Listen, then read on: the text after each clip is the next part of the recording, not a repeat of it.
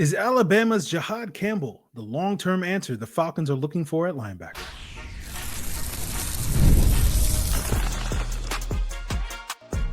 You are Locked On Falcons, your daily Atlanta Falcons podcast. Part of the Locked On Podcast Network, your team every day. Welcome back, everyone, to another illustrious episode of the Locked On Falcons podcast, your daily Atlanta Falcons podcast, part of Locked On Sports Atlanta, your team every day. And today's episode is brought to you by FanDuel. Right now, new customers can get $200 in bonus bets when your first $5 bet wins. So if you do not know me, I'm your humble host, the iron that sharpens the iron, a.k.a., Sirius Black, a.k.a., Aaron Freeman is what my mother calls me. But, you can call me so many other different things. And, I'll give you that privilege if you're an everydayer of this podcast, because, those are the people that make this podcast their first listen each and every day. And if you want to become an everydayer, all you do is subscribe or follow for free on YouTube or wherever you listen to podcasts. So today's episode is a mock draft Monday. But in addition to talking about a potential option for the Falcons in round one of the 2025 NFL draft, we'll talk about why Morgan Fox, the newly added defensive tackle for the Falcons, is their best bet to be a Grady Jarrett replacement. We'll talk about why the Falcons round one options don't look as appetizing, as promising as they have looked in previous years. But because this is a mock draft Monday, we'll start with that. And of course, if you're curious on my thoughts on Kirk Cousins, we already did a podcast on that. So just scroll up in your feed wherever you listen to this podcast. But we looked at a mock draft, several mock drafts over the last week, as I do often.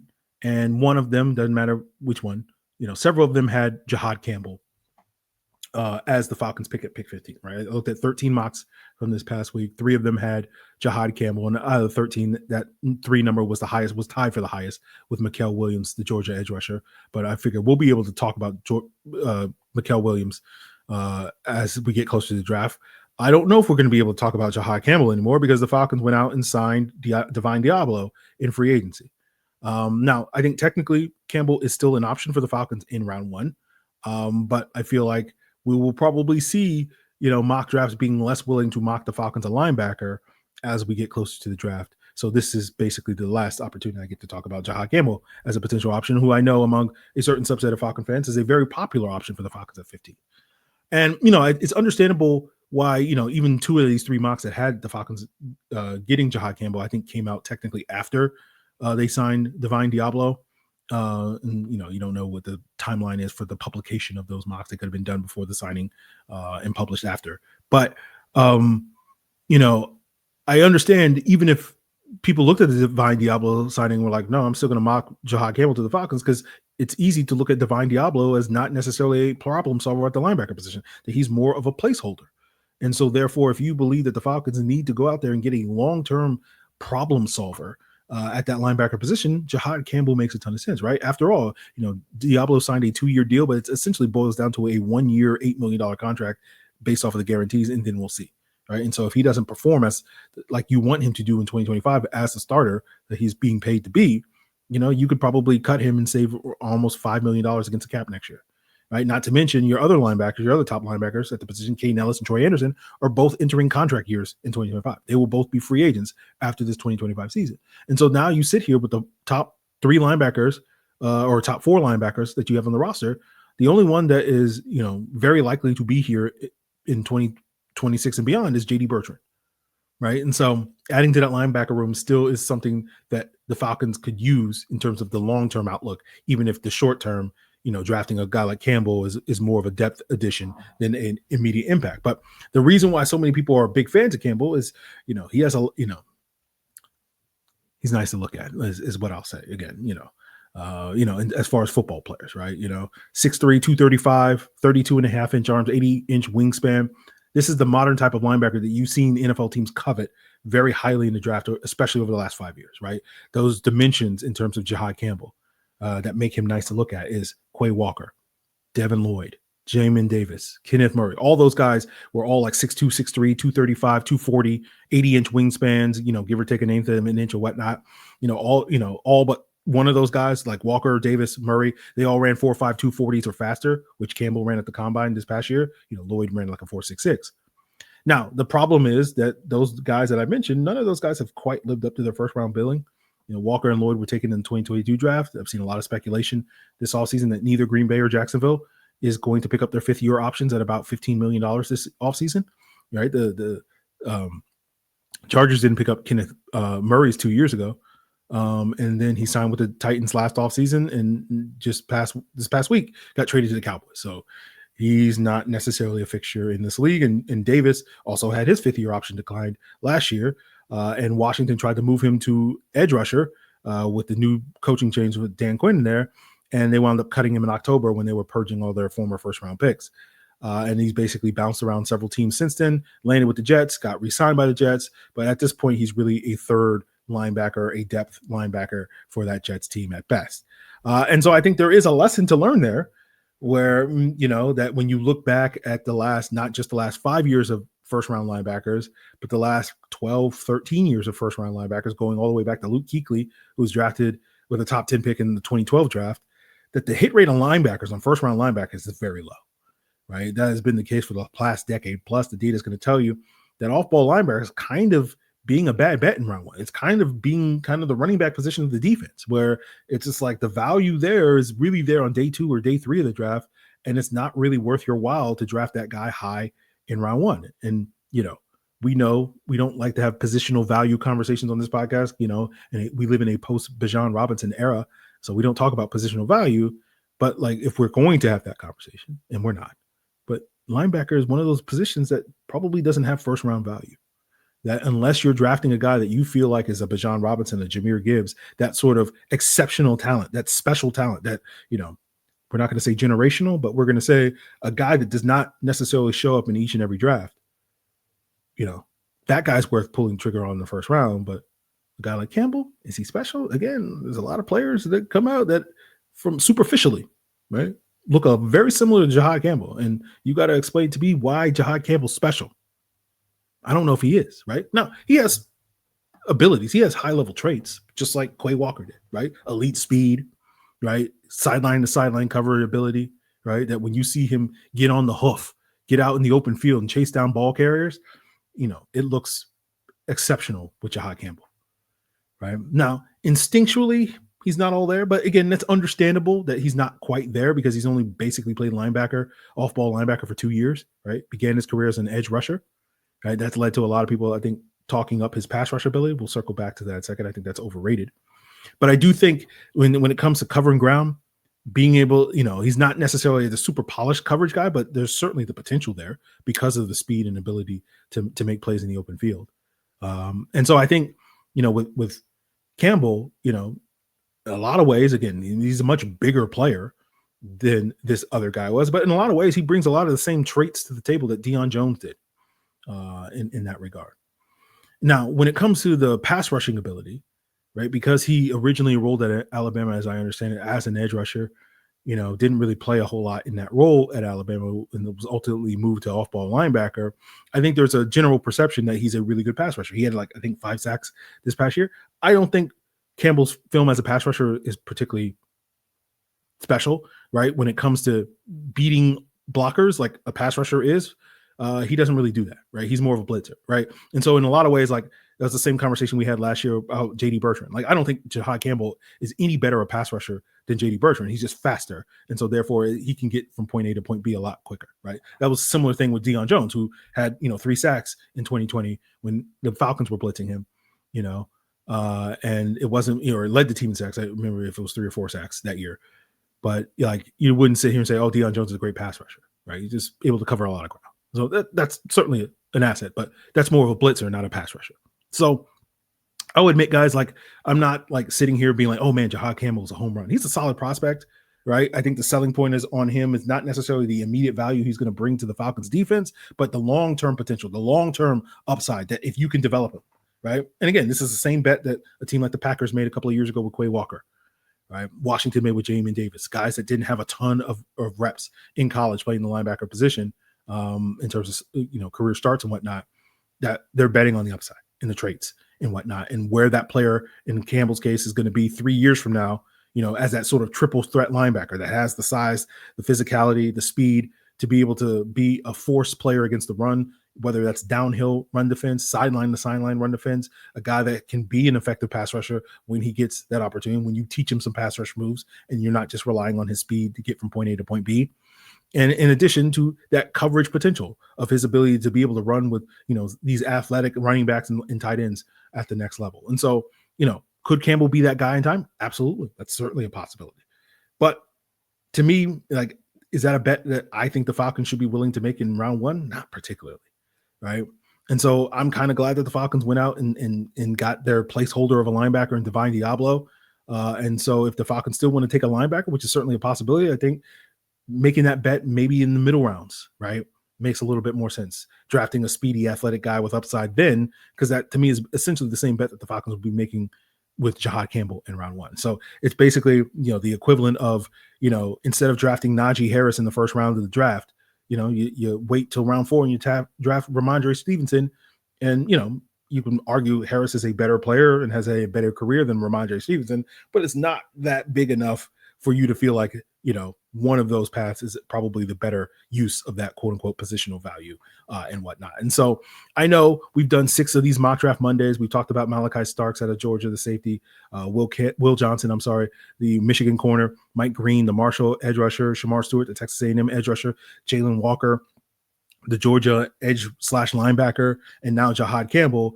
And all you guys have heard me is poke holes in all these guys' games and rather than singing their praises. And I think I had a listener ask last week, do you like anybody in this draft class? And the answer is not that much, right? It's not that I dislike these guys, but I think none of these guys are good enough for me to sit here and come on this podcast and tell you this is a slam dunk home run of a first round pick.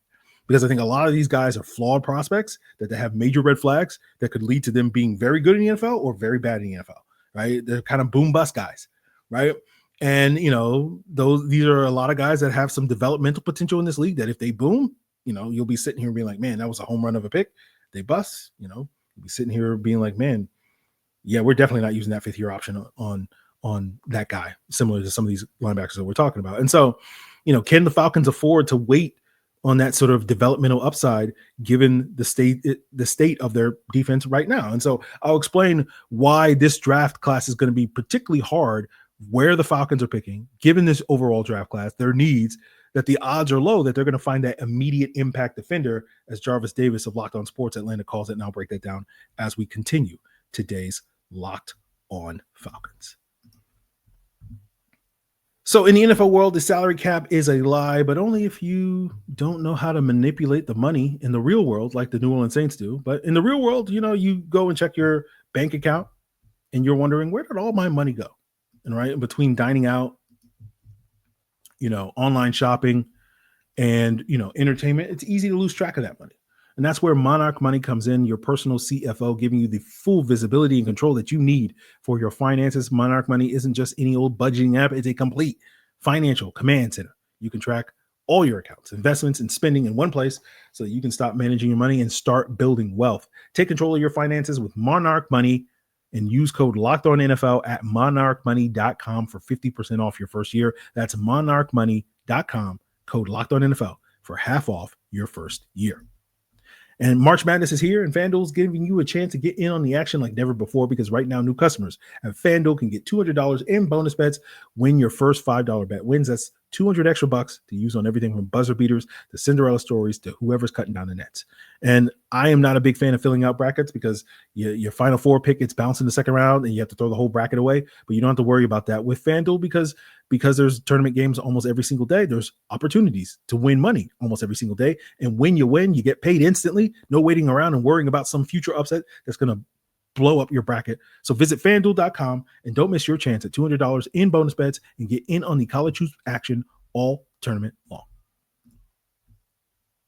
So I'm sure many of you guys have heard the notion that this year's 2025 draft class is a bad draft class. I don't know if that's true, right? I do think from the film I've watched, there are a lack of premier sort of blue chip prospects in this year's draft that, the guys that will likely be top 5, top 10 picks, several of those guys that are likely to be top 5, top 10 picks this year would probably be drafted in the teens or the 20s last year or in previous years, right? We have Matt Miller of ESPN, who basically wrote an article these last couple of weeks saying that he's only given out 14 first-round grades, right? It's up from 12 pre-combine. So 2 more guys were on the border and their combine testing bumped their grades up enough to get them in the first round grades. But he's basically said that that's the lowest he's ever graded, in however long Matt Miller's been doing this. I know he's been doing it for a long time, right? There were 18 in 2024. There were 20 of those first round grades in 2023. And again, it's not to say here to say that Matt Miller's opinion is the end all be all opinion, but it is something that is a general trend that you will hear from a lot of people covering this draft, right? And the more I watch these prospects, the more I tend to think that, picking at the top of this draft is not going to necessarily be idea. And normally when you get into the 20s in the first round, like you're not picking first round talents that often, right? It's now sometimes a good player does slide. And we sit here and we marvel at teams like Philadelphia and Baltimore who wind up taking these top 15 consensus players that were getting those first round billings like Quinyon Mitchell or Tyler Lindenbaum, at pick 22 or pick 25. And we're like, oh, how did they do it? And it's just like, they just draft off a consensus. But I think this year's draft is going to be hard to build that sort of consensus because there is that lack of blue chip talent. And it's just kind of a pick your flavor type of draft, right? And it's going to be really sort of indicating which teams are really good at identifying and developing that talent. And right, Daniel Jeremiah of NFL Network tweeted out over the weekend, basically expressing similar sentiments about that lack of consensus in this draft. He tweeted, mock drafts are always an exercise in futility, but this year it's more challenging than ever before. It's going to make the real draft a fun watch because we don't have any idea how these teams are going to stack so many similar players. So yeah, that's my kind of read into this, where it's just like these draft boards are going to be all over the place. And basically with the Falcons picking at 15, they find themselves in a situation that, in a normal year, they'd still be picking, among the first round talents, right? Just towards the bottom of that barrel at pick 15, because, previous years had 18, 20 or more first round talent. But instead, normally in a normal draft, somewhere in the 20s, let's say 22, you'd be picking the high end second round talents. But this year's draft, I think you're going to be potentially picking those high end second round talents at pick 15. And that gets back to why I have not been sitting here, crowning any of these draft prospects that we've talked about in these mock draft Mondays, where it's just like, yeah, these guys all have kind of flaws in their games, right? And it gets to the heart of the whole trade back conversation that, we've had a couple of times here on the podcast, and probably as we get closer to the draft, we can have that conversation in earnest and really break down some of the scenarios that the Falcons could trade back, because it's the idea of the player that you're going to get at 15, if you're the Falcons, it's probably not that much different or better than the guy that you could get at 20 or 25. And so I've been clearly on team trade back for a couple of weeks, but it does take 2 to tango. And if this class is so weak, how aggressive are teams going to be picking after the Falcons to come up and get these guys that aren't necessarily quote unquote worth trading up for? That is a legit question. And so even though I can sit here and be like, I want the Falcons to trade back, will they actually be able to pull it off? Right. And so you're kind of hoping, if you're the Falcons, that this limited number of first round talents, they kind of fall down the board, particularly on the offensive side of the ball, because obviously if it's a defensive player, you would just kind of hope the Falcons would just take that player and be done with it. But if it's an offensive one, right? And so, you're looking at a team like Houston, right? Who their offseason moves, trading away Laramie Tunsil and signing a bunch of guards, seems to suggest that they're all in on taking a left tackle at the top of this year's draft. And so you're kind of hoping one of these premier left tackles, Kelvin Banks Jr. out of Texas, right, was one of Matt Miller's 14 first round picks, is going to be on the board at 15, and they're going to come up from 25 to go get him. Or, if Banks goes off the board earlier than that, then Josh Simmons is kind of the next top Ohio State left tackle left on the board, and they're going to be aggressive to be like, oh, we're going to miss our opportunity. I can't talk, guys.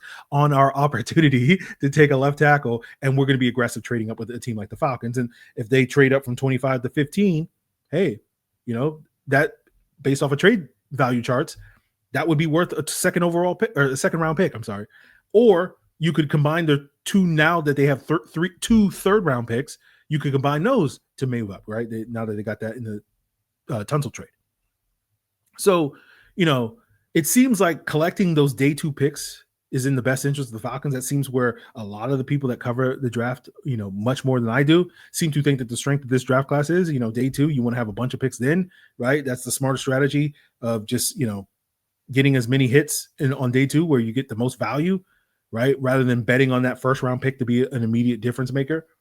So, we'll see what the Falcons can do. right? A lot of the bets that the Falcons could be making, in round one could be on developmental guys, which is fine. But, we know that this defense kind of needs a little bit more help immediately, right? Can they afford to wait on the developmental options that, these guys that have maybe a high ceiling like a Jihaad Campbell that could pay off in huge ways in 3 years, right? Is that guy worth the 15th overall pick? Or do you just kind of settle for the high floor guy that is a little bit safer, but will provide you, may not have as high a ceiling? So those are going to be the options for the Falcons at this point in the draft. And I don't have a clear-cut answer or preference, guys, of which way they go, right? As we get closer to the draft, I'll probably have a better idea of like, this is the guy I probably bet on, but who knows at that point.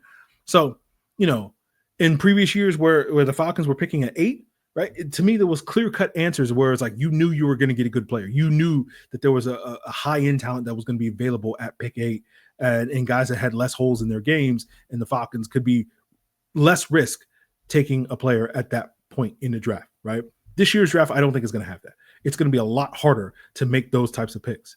And so we're going to wind up talking more about flawed players like Jihaad Campbell and Jalen Walker and Mikael Williams is probably, potentially the next guy on that list of players that we'll talk about on a future mock draft Monday. So, we'll see what the Falcons do with the draft, but I'm not sitting here particularly optimistic about the Falcons future draft and being able to get this awesome haul of draft picks, which is part of the reason why I felt like going into the free agency, the Falcons needed to be aggressive, because this is not really the draft where it's like, we're going to hit some home runs. We're in a prime position to hit some home runs in the draft. But, the Falcons haven't really taken that approach. They have made moves in free agency, but we'll turn our attention to wrap up today's episode talking about some of those recent moves that they made on the defense side of the ball that they made over the weekend, signing 2 defenders in Morgan Fox and Keith Taylor, losing Avery Williams. What can we expect from those 2 additions and that potential departure as we wrap up today's Locked On Falcons?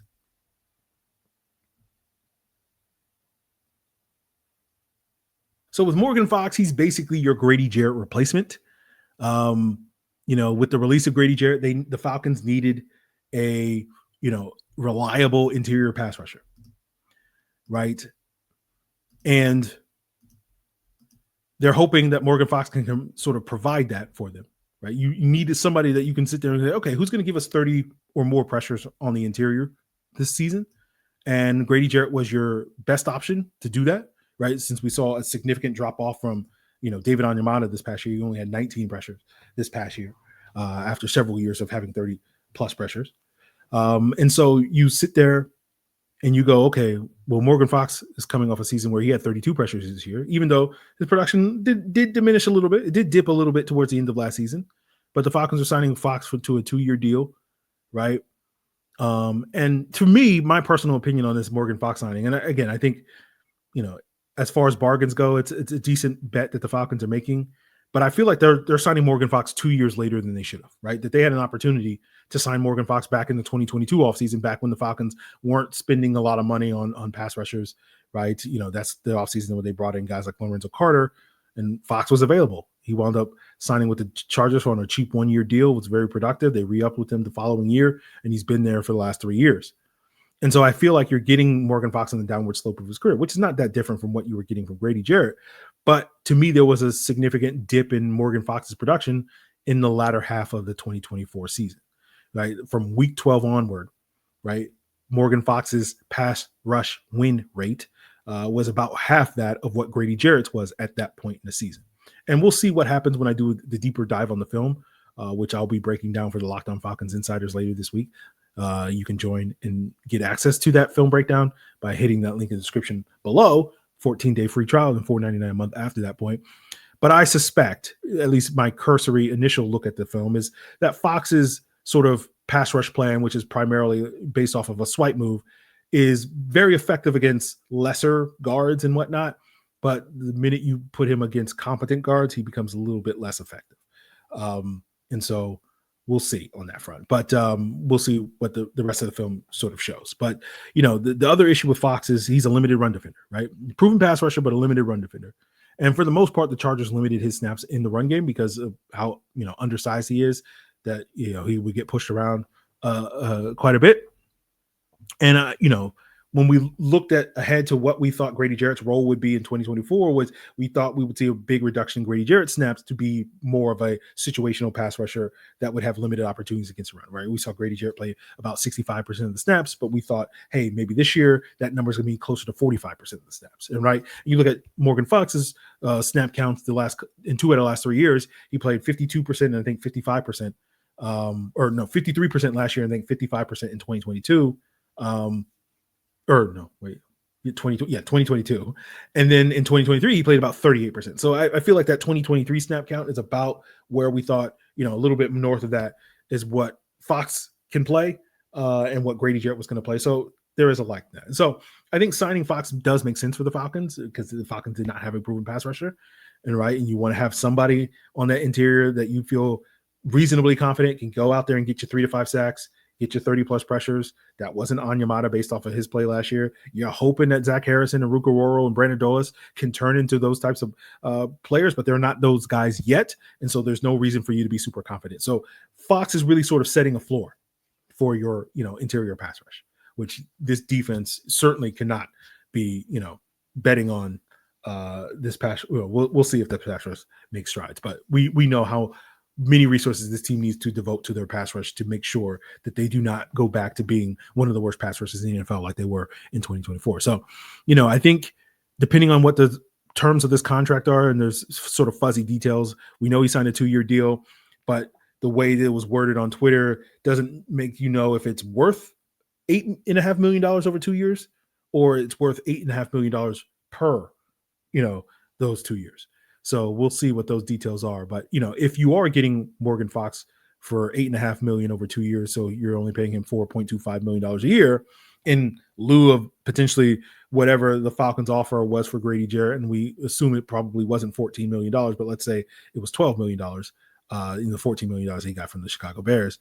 If you're only getting Morgan Fox for basically a third of the price that you were basically willing to pay Grady Jarrett, that is a decent bargain for the Falcons, even if you're not getting probably the same level of player. If you're getting 70% the player for 30% the price, that's a bargain. Now, if it's $8 million a year and that's, closer to 70% the price that you were basically offering Grady Jarrett, that's less of a bargain. Again, 70% the player for 70% the price is not a bad bet to make, but it's not as much of a bargain as you would hope. So the other player the Falcons signed over the weekend was cornerback Keith Taylor, formerly of the Kansas City Chiefs. I saw a lot of people sort of saying this was a special teams related signing. I don't really agree with that. I think Taylor has really shown much to make you think that he's going to add a ton of value on special teams. He has 3 special team tackles in 3 years. That when he's played on the punt coverage units, he's been played as a gunner.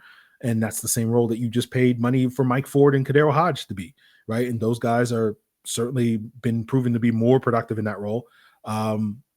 So, to me, what Keith Taylor really is a depth defensive signing, that he's really your Kevin King replacement as we sit here today. That we know that the Falcons have a plethora of cornerbacks, right? And we talked about this last offseason, towards the end of the offseason, back in April, May, when they signed guys like Kevin King and Antonio Hamilton and Anthony Johnson and Harrison Hand. The Falcons kept adding taller quarterbacks because they knew they had to sort of balance out the amount of shrimps that they had in the guys like Mike Hughes and Clark Phillips and D. Alford, right? And Keith Taylor is anything but a shrimp. He's over 6'2". He played at the University of Washington under former Falcons defensive coordinator Jimmy Lake.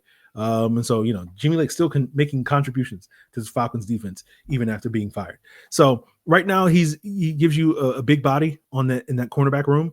And right now I would sit here and say that his best path to significant snaps this year is if he can win the dime defensive back role that Kevin King played for you as that big corner that the Falcons often asked to cover tight ends, similar role that Trey Flowers played the previous year.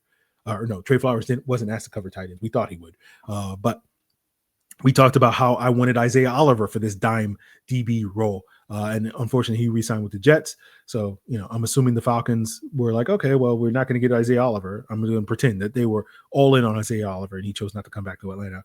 And they went out and said, we'll just sign Keith Taylor for what I'm presuming is a vet minimum contract, but we'll see the terms of that contract. So, cheap bet with some upside, and maybe, just maybe, he winds up, finding a role as the 4th or 5th cornerback in your room at this season. So The other news that is more special teams related is that the Falcons are not going to be bringing back Avery Williams, who signed with the Eagles over the weekend. And so they're going to need a new return specialist.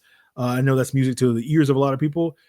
Williams was not an impactful return specialist last year after 2 very successful years prior to his ACL tear in 2023 that caused him to miss the entire season. But to me, the real blow is not really the return skills, because again, I'm not going to say returns don't matter, but I think the myth is I think people will think that we're going to find the next Devin Hester or something like that in the return game.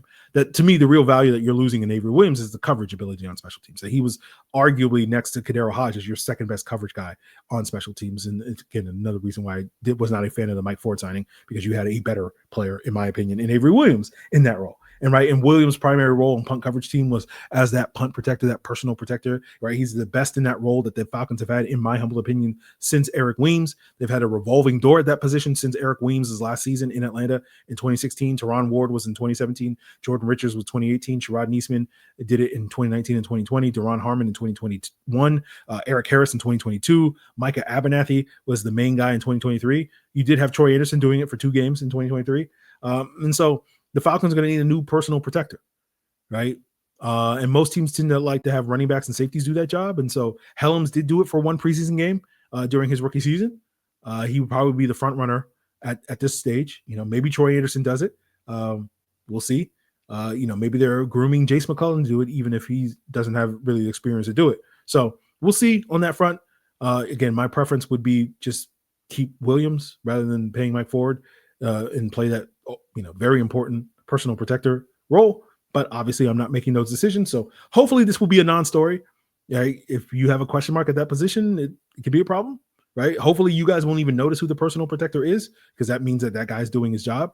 But all you have to do is just go back and watch some of the block punts that the Falcons had where somebody wasn't doing their job, mainly that personal protector, and it leads to problems, right?